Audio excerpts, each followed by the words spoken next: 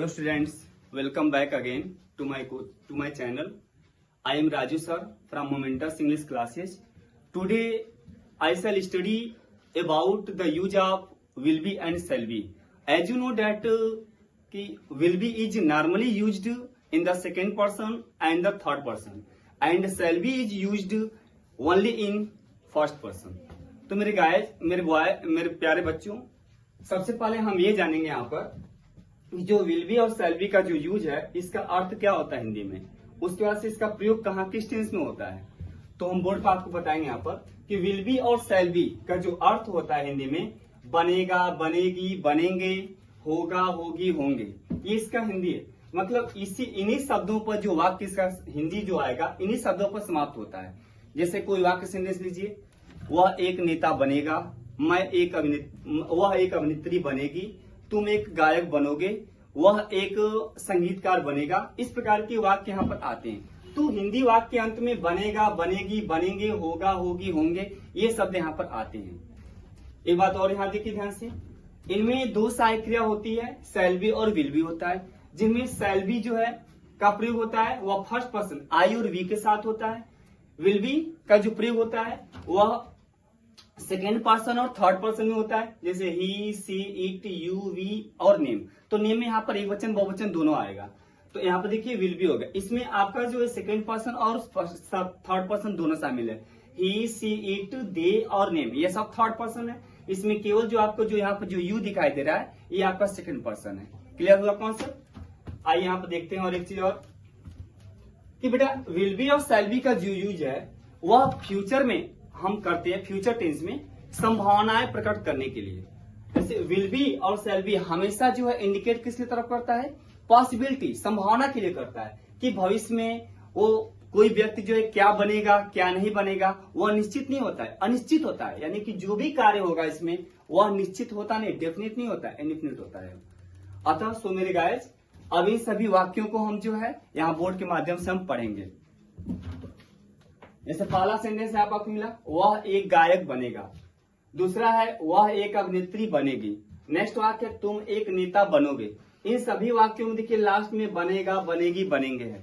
यहाँ पर जो है ये देखिए ध्यान से, यहाँ पर ये देखिए क्लियर हुआ कॉन्सेप्ट।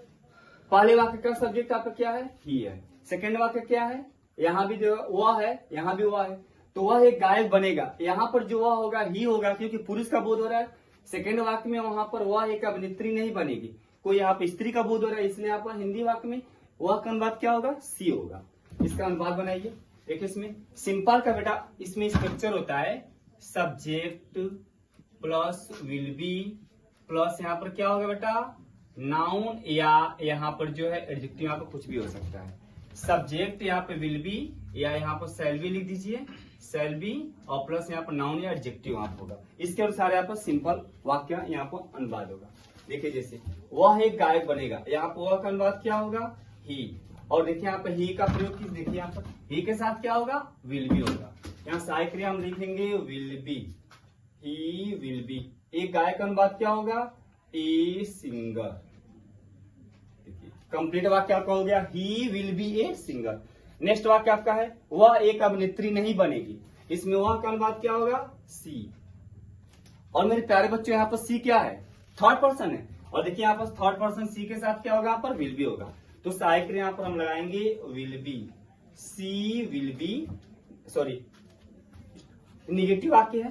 देखिए निगेटिव में हमें क्या करना है, आप यहाँ निगेटिव में जो है सब्जेक्ट प्लस विल या शैल प्लस नॉट और प्लस यहाँ पर क्या हो जाएगा, बी आ जाएगा। उसके बाद से आपका यहाँ पर नाउन हो जाएगा। ठीक है, तो यहाँ पर देखिए सी विल, यहाँ पर लिखेंगे हम क्या, नॉट बी। एक अभिनेत्री क्या होगा, एन एक्ट्रेस।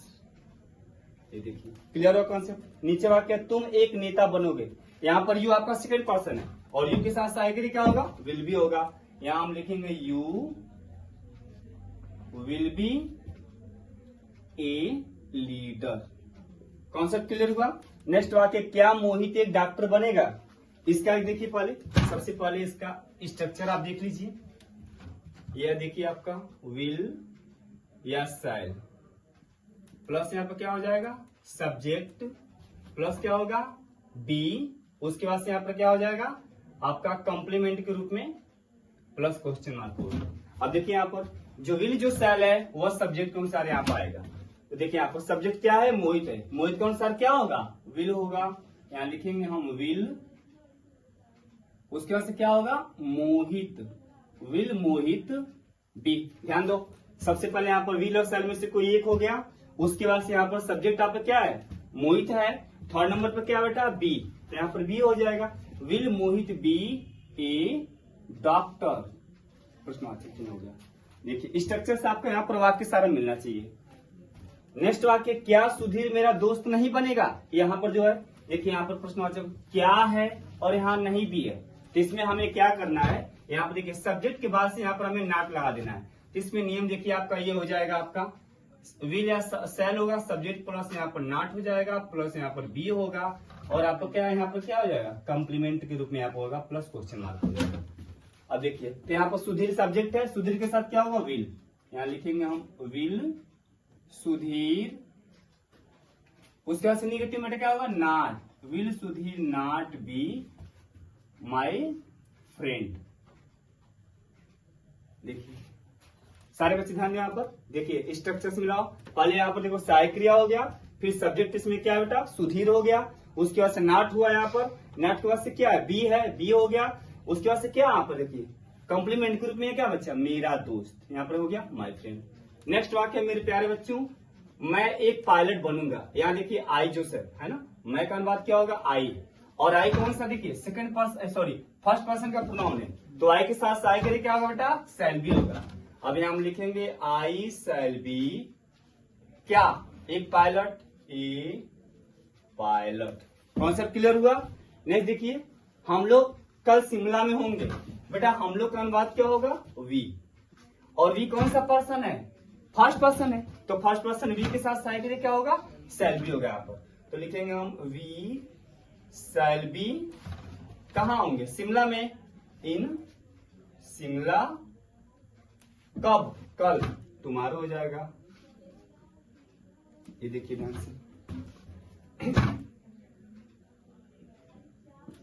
नेक्स्ट वाक्य देखिए, वे अच्छे नागरिक बनेंगे, यहाँ जो वे जो शब्द देख रहे हो इसका अनुवाद क्या होगा, दे होगा, और दे कौन सा पर्सन प्रोनाउन है, ये आपका बेटा थर्ड पर्सन है, तो यहाँ पर लिखेंगे हम दे, सिंपल वाक्य है, यहाँ क्या होगा, will be, they will be अच्छे नागरिक क्या होगा, गुड सिटीजन।